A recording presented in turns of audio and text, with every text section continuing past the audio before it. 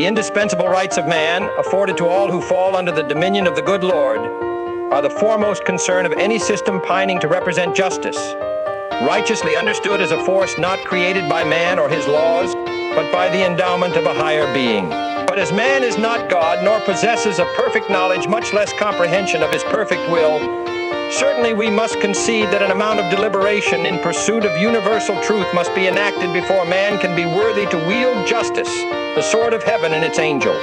Surely good men are compelled to consider evidence and its quality, letting the truth guide their judgment, and not let their judgment become their truth. The late C.S. Lewis remarks of the inherent and insurmountable nature of man's quest to define morality by his lonesome, writing that morality is a mountain which we cannot climb by our own efforts, and if we could, we should only perish in the ice and unbreathable air of the summit, lacking those wings with which the rest of the journey has to be accomplished. Just as justice is the sword of the angel and not man, wingless men try and fail to prescribe a worthy system of right and wrong, so should they shun the universe. Rather, morality is alone originating from the good Lord, the terms of which do not involve a promise to return neither money nor interest, but instead require the oath of men to strive to reflect the perfect justice of the Creator. Surely, if justice is not an idea absolutely endemic to the human noosphere, we must afford its application a fair dosage of deliberation. To put it in simpler terms, if justice truly does exist, it necessitates the fair trial.